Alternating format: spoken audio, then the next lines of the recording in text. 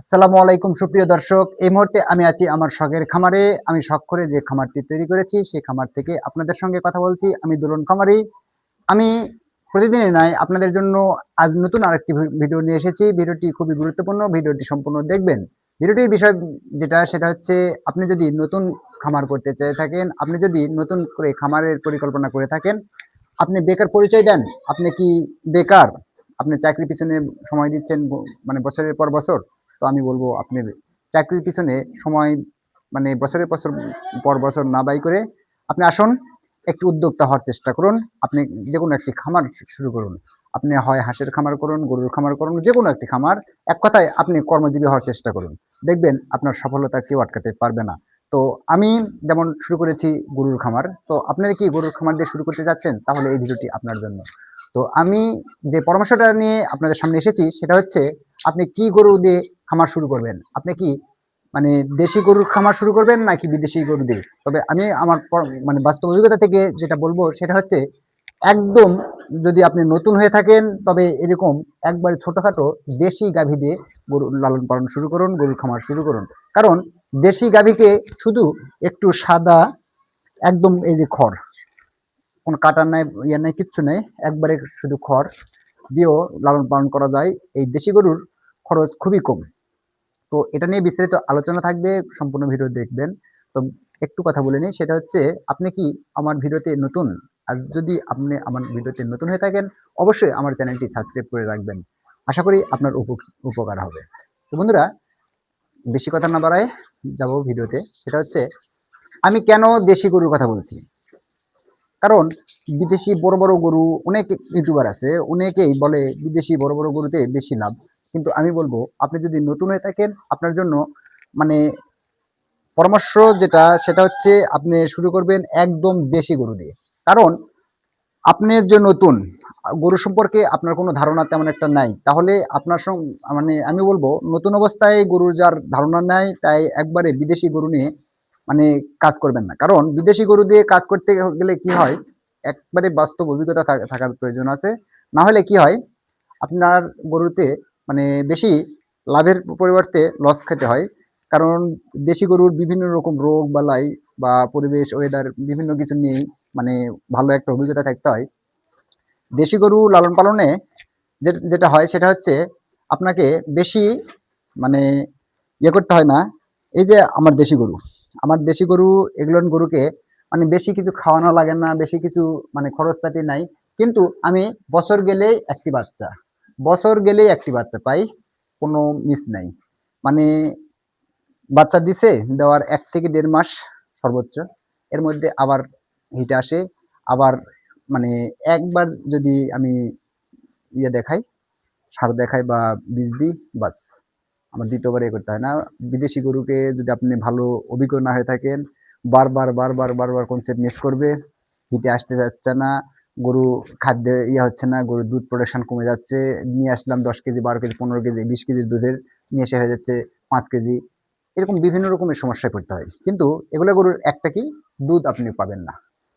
বড় গরুর যে জায়গায় দুধ পাবেন, এই ছোট গরু পাললে আপনি দুধ পাবেন না। কারণ দেশি গরুর এমনিতেই দুধ কম হয়, দেশি গরু দুধ কম হয়। হ্যাঁ, এরকম জাতের একটু দেখে শুনে গরু বাজার থেকে কিনবেন, যে বাছুর খেয়ে পরে মানে খুব ভালো হয় এরকম, বাছুর খেয়ে পরে ভালো হয় এরকম একটি গরু কিনে আনবেন। বা একবারে দেশি না হলেও একটু ক্রস আছে এরকম দেখে কিনবেন।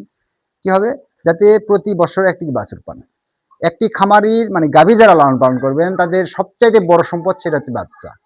একটি বাচ্চা মানে একটি সম্পদ। প্রতি বছর আপনার ঘরে যদি 3 থেকে 4টা গাভী থাকে, প্রতি বছর মিনিমাম আপনি 4টা গাভী থাকলে মিনিমাম 3টে বাচ্চা পাবেন, মিনিমাম 3টে বাচ্চা পাবেন। কোনো কারণে একটি বাচ্চাতে কম বেশি একটু পরে হিটে আসলো, বাচ্চা পরে দিল এরকম, বাট 3টা বাচ্চা পাবেন নিশ্চিত। 4টা যদি গাভী থাকে 3টে বাচ্চা পাবেন নিশ্চিত এরকম। তো কারণ দেশি গাভী থেকে মানে ম্যাক্সিমাম সময় দেখা যায় মানে ইয়া। আর বিদেশি বাদ দিয়ে দেশি কেন আমি পরামর্শ দিচ্ছি, সেটা আমি একটু ভালো করে বুঝিয়ে বলি। সেটা হচ্ছে, বিদেশি গরু লালন পালন করতে হলে যে অভিজ্ঞতাটা প্রয়োজন, বিদেশি গরুর যে অভিজ্ঞতা প্রয়োজন সেটা মানে না থাকলে, যেমন আমাকে যদি এখন কেউ বলে হেলিকপ্টার যুগে কোথাও যাওয়া লাগবে। আর হেলিকপ্টার যদি আমাকে চালাতে দেয় কি হবে? হেলিকপ্টার যদি আমাকে চালাতে দেয় কি হবে? বা আমার কোথায় নিয়ে এসে ফেলাবো? সম্ভব না। আমার পুঁজি কম, আমি নতুন, আমি শুরু করব ছোট্ট থেকে। অনেকেই পরিচয় দেয় সফল খামারি। না, এটা সম্পূর্ণরূপে ঠিক নয়। সফল খামারি বলতে আপনার একটা থেকে শুরু করে ১০টা করা, তাহলে ১০টা ২০টা বেশি করা, এটা হচ্ছে সফল খামারির একটি পরিচয়। কিন্তু আপনি হাট থেকে কিনে আনলেন ১০টা গরু, নিয়ে এসে শুরু করছেন, বলছেন যে আমি সফল। না, এটা কখনোই সম্ভব নয়। সফল খামারি হতে হলে আপনাকে যেটা করতে হবে সেটা হচ্ছে ১টা ২টা থেকে শুরু করে আপনাকে ১০টা করতে হবে। তো আমার যে দেশি গাভীটা আপনারা দেখলেন, তো এই দেশি গাভী থেকে আমি যে প্রতি বছর যে বাচ্চাটা পাই, বাচ্চাটা আমার সম্পদ। এই বাচ্চা থেকে আমি লাভবান হই। তো বন্ধুরা, যদি আমার ভিডিওটি ভালো লেগে থাকে অবশ্যই আমার চ্যানেলে থাকবেন। তো আমি দেশি গাভীর ব্যাপারে যেটা বললাম, দেশি গাভী থেকে আমার এই যে সাইডে যে ষাঁড় গরুটা দেখতে পাচ্ছেন, এই ছোট্ট ছোট্ট গরুটির কিন্তু এর বাচ্চা। তো এর আরেকটা ছোট যে বাচ্চা সেটা বাইরে আছে, অন্য জায়গায় আছে। তো এর আগে একটি ষাঁড় বিক্রি করেছি। তো এভাবে আমি প্রতি বছর আমার একটি করে ষাঁড় বাচ্চা থাকে। তো একটি দেশি গাভী থেকে যদি মানে ষাঁড় বাচ্চা প্রতি বছর হয়, তাহলে প্রতি বছর মিনিমাম আপনার একটি ষাঁড় বাচ্চার দাম হয় ৫০ থেকে ৫৫,০০০। একবার ছোট বাচ্চা যদি হয়, তো কি হলো, আপনি বিদেশি গরু লালন পালন করলেন, প্রতি ১.৫ বছর ২ বছরে একটি বাচ্চা পাচ্ছেন। আর দেশি গরু লালন পালন করলেন, প্রতি বছর একটি বাচ্চা পাচ্ছেন। তাহলে কি হচ্ছে, প্রতি বছর আপনার একটি গাভী থেকে ৫০,০০০ টাকা আপনি খরচ করার মানে খরচ নাই বললেই চলে দেশি গরুতে। কারণ খরচ একটাই, সেটা হচ্ছে শুকনো খড়, দানাদার খাবার সামথিং নামমাত্র একটু দিতে হয়, না দিলেও তার ইয়ে নেই, এরকম হালকা পাতলা দিবেন, খুব বেশি লাগে না। একবারে গ্রাম্য পদ্ধতি যেটা শুরু করার বলা হয়। কারণ আমার গ্রামেও দেখছি অনেকেরই একটা গড়াও নেই, একটা সেটও নাই, একবারে পলিথিন টাঙ্গায় বা ইয়ে করে ফাঁকা জায়গায় একটু পল ফেলে রাখছে, বালতি করে নিয়ে যে একটু পানি দিচ্ছে, এইভাবেই লালন পালন হয়ে যায় দেশি গরু। আর বিদেশি গরুকে কিন্তু খুব ভালো একটা পরিবেশ দিতে হয়, খুব ভালো ঘর, ভালো জায়গা, ভালো চারি, তারপরে গিয়ে সে ভালো প্রোডাকশন দেয়। তো যে কারণে আমি বলছি, দেশি গাভী দিয়ে শুরু করবেন, আপনার কোনো খরচ করতে হবে না। তবে আস্তে আস্তে আস্তে আস্তে যখন আপনি গরু সম্পর্কে ভালো অভিজ্ঞ হয়ে যাবেন, তারপর কি করবেন, আপনি উন্নত জাতের বড় বড় ভালো জাতের হলস্টেইন ফ্রিজিয়ান বা বড় বড় ভালো ভালো উন্নত জাতের গাভীর লালন পালন করবেন বা ষাঁড় লালন পালন করবেন, আপনি লাভবান হবেন।